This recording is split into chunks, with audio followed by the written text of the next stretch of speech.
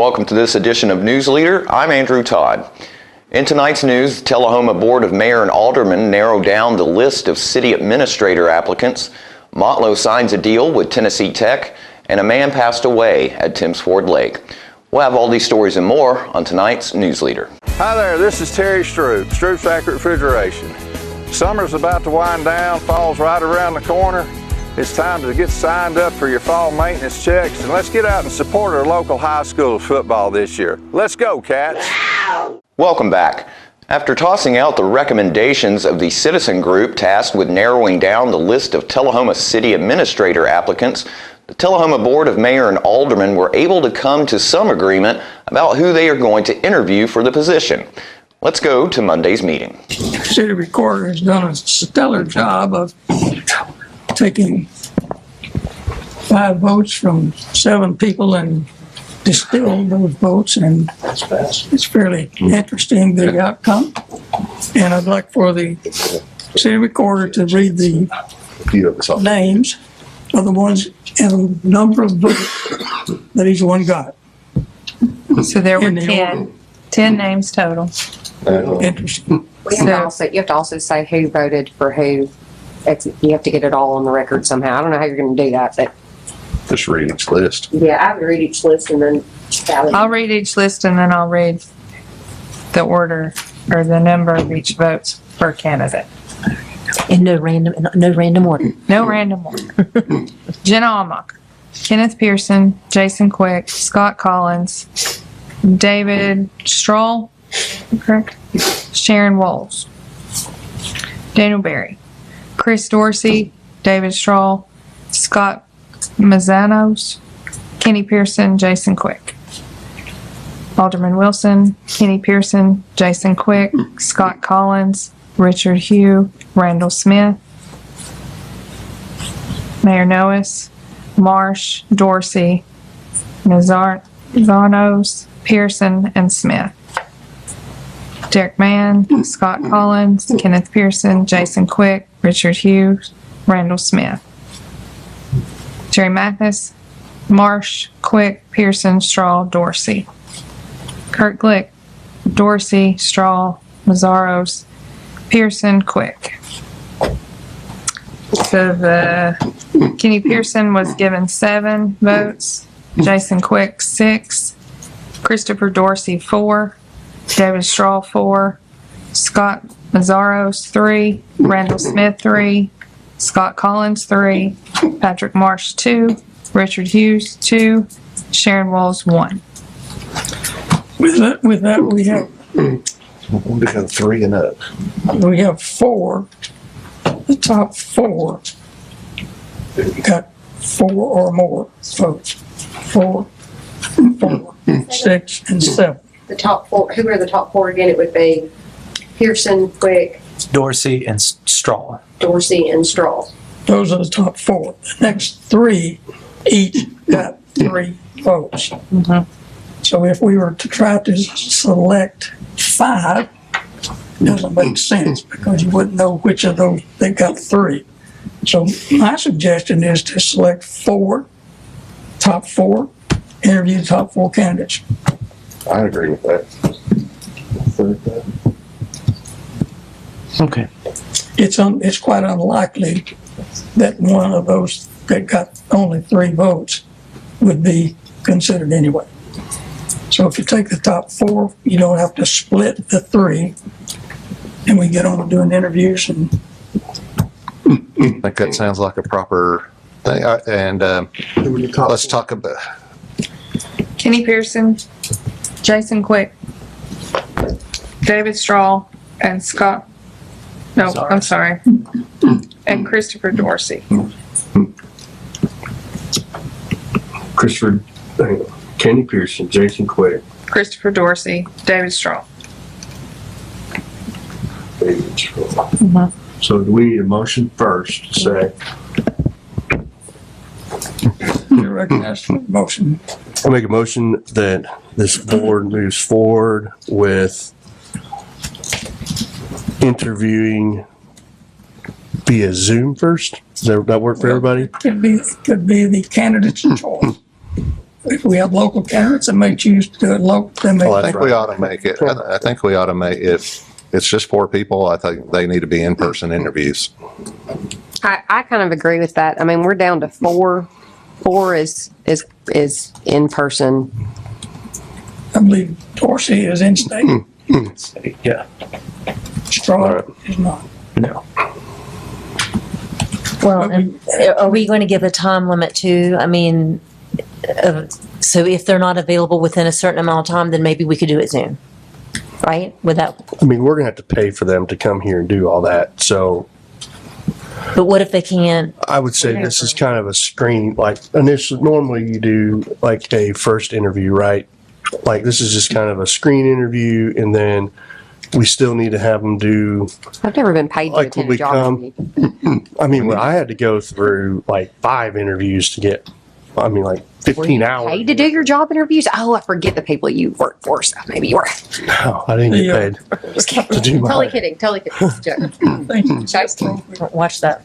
for the candidate to have a choice to either come here in person or do a Zoom interview. It I'll could make a take motion. longer too, because if they've got to line up travel plans and Yeah. manage their schedule, that can drag this on even Yeah. further. Well, then they all ought to be Zoom. I don't think I think it needs to be equal. I like the equal idea. I think it needs to be all the same. And listen, I think if you're serious and we've narrowed you down to the top 4 and you're the only out-of-state candidate, you want this job, you'll come talk to us. I don't want to pay for them. Well, We don't pay for them. Who does Let's that? go back first. Let's get a motion. Let's get a second. and Well, then- we may have done that in the past, but I'm not for that. I mean, I make a motion. You're recognized. I make I'm not for that. a motion that the board moves forward with the first interviews with the following candidates: Kenny Pearson, Jason Quick, Chris Dorsey, and David Strahl. With, I don't know, do I want to put a time frame on it? At, Should. The next agenda item is. Next agenda item to schedule. is to schedule that. So we move forward at candidate's choice. And then we can get a second, and then we can have a discussion on whether we want to do that or not. We've got a motion. Motion from Barry, a second from, Well, that was on there already, but I'll second it for discussion. okay?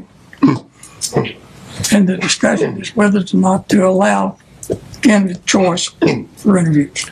I just think there could be some unwitting things on our part that may favor the candidate that's interviewing in person versus Zoom, or vice versa. So I think we ought to make it all equal so that mistake may not happen. What I if, just think that they all need to be here in person. And we need to interview in person. I'd like to see how they handle themselves, and you can't do that by Zoom. I agree. what Okay. if we see first if they're just able to all be here in person and then it's moot? Well, if they can't be here, then they're probably going to be eliminated. Hey, what you said. I say, if we're going to pay one to be here, the others that live in town shouldn't, be smacked on the hand. We should give them $100 lunch. We can take them to a steak dinner during their interview, I'm just kidding. So what I'm saying is we shouldn't be paying people to come interview with us. If you're serious about the job, I don't care what's been done previously. We will not, Jenna quote, perpetuate ignorance for the sake of tradition. We're not paying for anybody to come interview with us. I agree with it being in person, or being all the same, and I agree they need to be here in person. You do 2 on the 22nd, 2 on the 23rd for your tours, and then we full round interview on the 24th. Does that help you? 2 on the 22nd, 2 on the 23rd, and then full round interviews with the full board for all 4 candidates on the 24th. I think that's specific. 3 days now? Are we doing 3? We aren't. We're just doing one day. Okay. And we'll do the full board here on the 24th. I don't know that this is cool. I think it's good. I think this is good. And we'll schedule all 4 of them here for formal interviews with this board on 24. Yes. Back to back to back to back. Yes. And there'll be about an hour and a half each.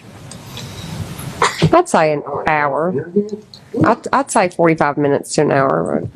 So my interviews were 2 days, but We'll slot an hour and a half, and if we don't need it, we don't need it. Right, we just need the full day, yeah. I mean, it's taken us 30 minutes to decide on a time, so we might ought to give them an hour and a half.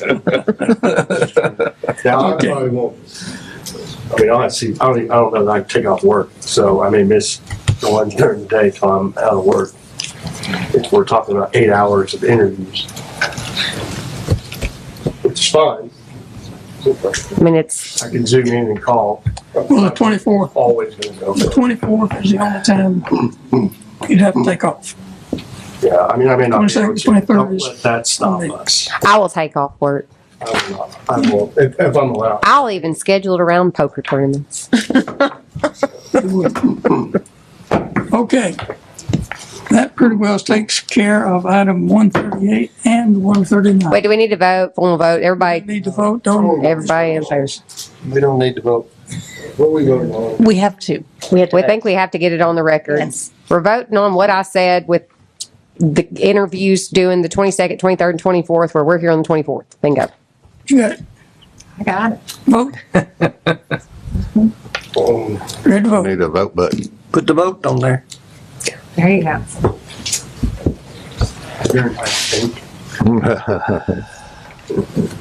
The fastest turnaround on the button. And that passes 43-0. After these messages, we'll be right back. I had a knee replacement, so they've got me at Life Care, which I'm very, very thankful for. I couldn't garden, I couldn't do my flower beds, I can't chase my little dogs. I have been in several therapy sessions for knees and back, and that's the best therapist I believe I've ever been to. It's tremendous because I'm able to walk again, but if it wasn't for the care, I wouldn't be where I am. Let us champion your recovery. Life Care Center of Tullahoma. Welcome back. Montlow State Community College recently visited Tennessee Tech University to sign an articulation agreement to benefit Montlow's engineering students. Tennessee Technological University President Philip Oldham, along with TTU faculty and staff, met with Montlow's president, Dr. Michael Torrance, and executive administrator Alyssa Robeck to sign the agreement. The document ensures that students who are pursuing computer engineering, electrical engineering with a concentration in mechatronics, mechanical engineering, and mechanical engineering with a concentration in mechatronics have a seamless transition to a 4-year degree program at TTU. This signing reflects continuing cooperation between the two institutions and benefits students in those programs by clarifying and supporting pathways needed to achieve each individual student's definition of college success and career readiness. The objective of articulation and transfer agreements is to save students time and money. They also aim to prevent students from duplicating coursework and prevent the loss of any credits. Ultimately, these agreements ease college planning and open up new opportunities for learners. According to Montlow's Executive Vice President of Academic Affairs, Dr. Regina Verdon, quote, Montlow is excited to continue our relationship with Tennessee Tech with this articulation agreement. We always want to provide clear pathways for our students to further their educational goals toward their accomplishments of higher level degrees with our university partners. Articulation agreements help the students' educational pathways to remain straight and clear so they can achieve their goals in a cost-efficient and timely manner, end quote. Montlow pursues collaborative initiatives in an effort to raise ambitions, simplify college planning, and create reliable processes. To explore all the pathways and support services at Montlow, visit montlow.edu/programfind or email info@mscc.edu to request application information and get started. In other Montlow news, Brenda Cannon, Montlow Director of Student Services, recently updated Mayor Ray Noas on fall semester happenings at the college. Good afternoon, and it's good to see everybody. I am Brenda Cannon from Montlow State Community College. Fall semester is on. Our preliminary enrollment numbers look absolutely great. However, there's always room for more. So if you or your child or your neighbor is interested interested in attending the fall semester, send them our way. Fall convocation, the official beginning of the fall semester, is Thursday, August 17. That's when all of our faculty and staff come together, and the agenda looks absolutely wonderful, and we're excited to kick off another year. The first day of class is Monday, August the 21st. On-ground enrollment is picking up, and we so love it. But of course, online classes continue. Something that is brand new, our first home soccer game will be August the 26th, and we invite you out to the Moore County campus. Prior to this year, all of our soccer games have been played at area high schools, and we have finally completed our soccer field, and we are excited to bring people to Moore County for that. If you want to play golf with us, the Foundation Golf Tournament is Friday, September the 7th at the Bear Trace. It's Friday, September 8th at the Bear Trace. Motlow College in Tennessee achieves the people who sponsor Tennessee Promise folks will have a major celebration.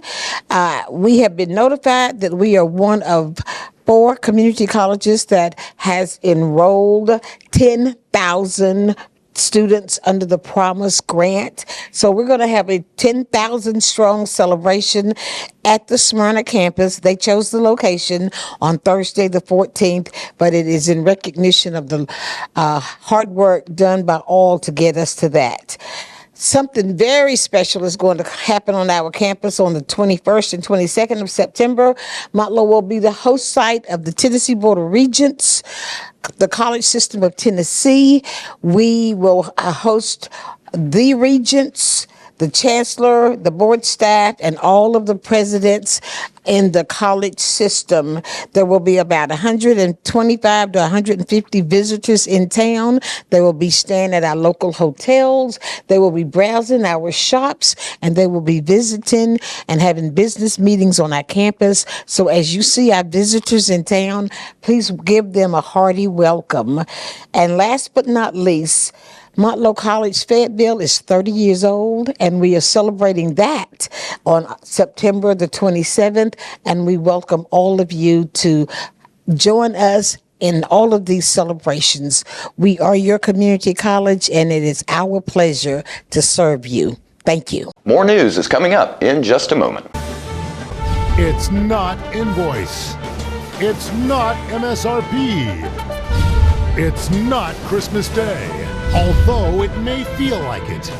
It's the lowest prices in Middle Tennessee, period. It's a Stan McNabb Chrysler Dodge Jeep Ram or Stan McNabb Chevrolet Buick GMC Cadillac before these prices are gone forever. Welcome back. Also at the mayor's quarterly planning meeting, we heard from Duck River Water's director, Randall Breaker, about the state of the area's water supply. Randall Breaker with the Duck River Utility Commission, a water supplier to TUA and Manchester and the surrounding area. You probably think, well, we got a lot of water. The lake's full. I think it's rained a lot in July, and it's still coming. But that's good. That's good. We just have to stay on our toes and keep it clean for you. Things are going well at the water supply. There's no issues or any kind of problems. We do have some really good news, is that we have been honored to receive 3 awards in the last couple of months. Just this past month, we received the Operational Excellence Award from the AWWA, the American Water Works Association. We were inspected by a crew from that group in June, and they announced last week that we were selected as the top water plant operation. So we will be excited to get that plaque. We also entered the best tasting water competition at the recent Water Professionals Conference, and we were the winner, selected from the best of the best regional submissions. So once again, as you probably have heard before, we're the best tasting water in Kentucky and Tennessee. We also entered the People's Choice water taste competition in Memphis at the Shelby Farms Park, and the public in Memphis was invited to taste drinking water from around the area and the state, and the public of Memphis thinks that we are the best. So that's kind of nice to get an outside opinion. So we have that award as well. So you can be proud of your water that comes out of your faucet and knowing that it is of the highest quality, and also it's the lowest price in Tennessee as well. You may have noted that there was a recent article in the Manchester paper about some lead in a bunch of school drinking fountains. Let me reassure you that there is no lead in the drinking water coming from the water treatment plant, and there is no lead in TUA's system. The only lead that you're going to find in any drinking water sample that we test, we just did 135 samples in July, and we didn't find any lead. The only time you're going to find any lead is if it's in the fixtures inside the building. And if those fixtures aren't used and flushed regularly, they can pull some lead out of them. You got some cheap brass, and a lot of times Chinese-made faucets. You got old drinking fountains, which was the source of the problem that you might have seen in the media. Those should have been replaced a long time ago. This is not something that should have been let go, but they deal with it as they find them, and hopefully they'll be more diligent in the future. But again, there's no lead at all in the water in Normandy Lake. There's no lead in the water coming out of the treatment plant, and there's no lead in the TUA distribution system. So it's not one of those situations like you saw a long time ago in Flint, Michigan, where they have all these lead water lines that are not good. So no lead at all. Thank you. Tullahoma Interim Planning Director Charles Rush also addressed the group about some housing opportunities for Tullahoma that will be discussed at Monday's Planning Commission meeting. Good afternoon, I'm Charles Rush. I'm the senior planner for the city of Tullahoma. A couple things. I know cell coverage is a big issue. T-Mobile's kind of addressing that. They're updating some of their cabinets, and hopefully that'll address the issue. As well as there's a new tower being proposed that will go in front of the Planning Commission in September. A little update for the Planning Commission, the August 21st. We got a planned unit development along North Jackson, which is roughly about 300 single-family units, 300 apartments, and 300 townhouses with some commercial in front. Also in Short Springs, we got about 99 units proposed there. And of course, we still have Springbrook Estates, which would be 30 units. Thank you. We'll be right back after these commercial messages. Hi, my name is Ringo, here at Barkview Senior Living. They're human-friendly. That's why I love it here, and so does my senior human. When they want a bite, they get chef-prepared meals, and so do I. Movies in the theater, day trips, walks on the trail, and other senior humans to play with.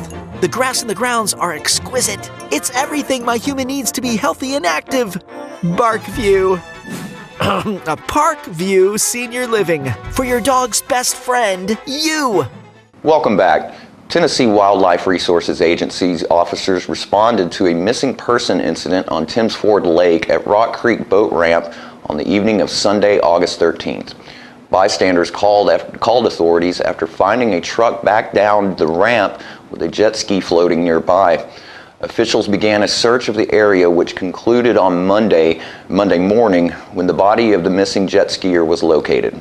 Preliminary investigation indicates that Edward Harper, age 80, from Estill Springs, was attempting to load his personal watercraft onto his trailer at Rock Creek Boat Ramp when he somehow entered the water. Investigators deployed the TWRA remote-operated vehicle and located the body in 35 feet of water, approximately 25 yards from the Courtesy dock. Divers from Franklin County Rescue made the recovery. Harper was not wearing a life jacket. Assisting agencies were Franklin County Sheriff's Department, Franklin County Rescue, Franklin A&E EMS, Estill Springs Police Department, and Timms Ford State Park. This fatality raises the total of fatal boating incidents to 19 in Tennessee for 2023. In related news, Matt Howard was recently awarded the TWRA 2023 Boating Officer of the Year. In this video provided by the TWRA, we hear from Officer Howard about what his job consists of.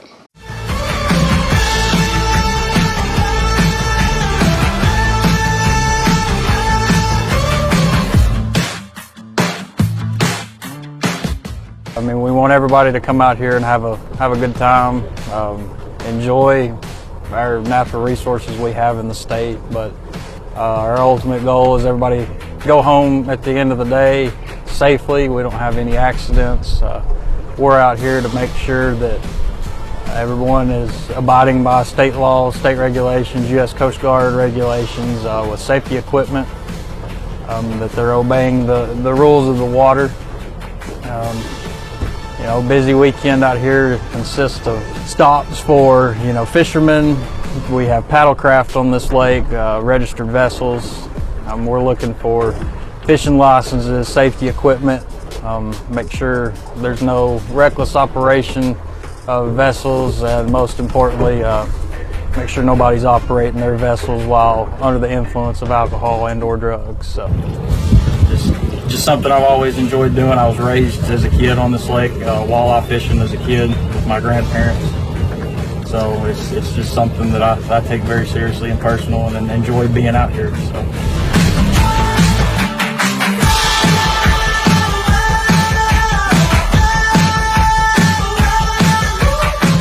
And stay with us, we'll have your weather forecast right after these messages. Hi there, this is Terry Stroop, Stroop's Accurate Refrigeration.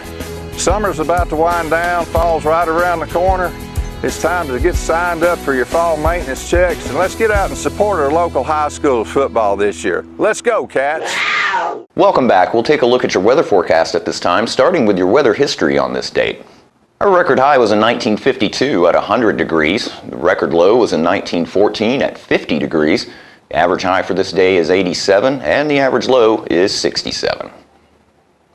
Mostly clear for tonight with a low of 64.